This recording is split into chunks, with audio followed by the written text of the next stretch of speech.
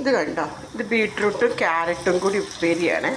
നല്ല രസമുണ്ട് ഇതിന്. ഇത് എന്താണ്, ഇങ്ങനെ ഒന്ന് ഉപ്പേരി വെച്ച് നോക്കും നിങ്ങൾ.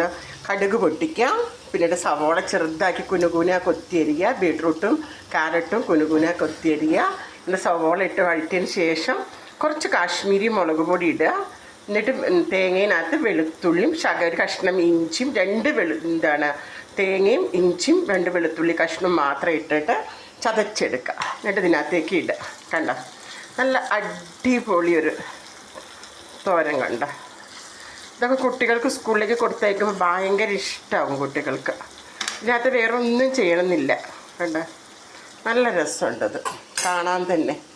ഇങ്ങനെ നിങ്ങളൊന്ന് ഉണ്ടാക്കി നോക്കേണ്ടി.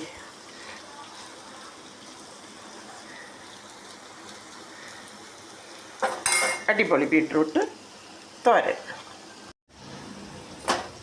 ഇത് കണ്ടോ, ഇത് ബീട്രൂട്ടും ക്യാരറ്റും കൂടി ഉപ്പേരിയാണ്. നല്ല രസമുണ്ട് ഇതിന്. ഇത് എന്താണ്, ഇങ്ങനെ ഒന്ന് ഉപ്പേരി വെച്ച് നോക്കും നിങ്ങൾ. കടുക് പൊട്ടിക്കാം, പിന്നീട് സവോള ചെറുതാക്കി കുനുകുന കൊത്തിയരിയുക, ബീട്രൂട്ടും ക്യാരറ്റും കുനുകുന കൊത്തിയരിയുക. പിന്നെ സവോള ഇട്ട് വഴറ്റിയതിന് ശേഷം കുറച്ച് കാശ്മീരി മുളക് പൊടി ഇടുക. എന്നിട്ട് തേങ്ങയിനകത്ത് വെളുത്തുള്ളിയും ഒരു കഷ്ണം ഇഞ്ചിയും തേങ്ങയും ഇഞ്ചിയും 2 വെളുത്തുള്ളി കഷ്ണം മാത്രം ഇട്ടിട്ട് ചതച്ചെടുക്കുക. എന്നിട്ട് ഇതിനകത്തേക്ക് ഇടുക.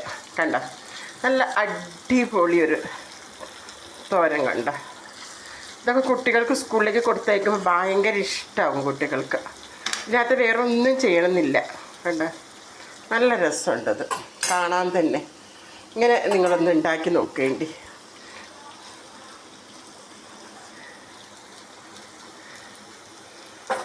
അടിപൊളി ബീട്രൂട്ട് തോരൻ.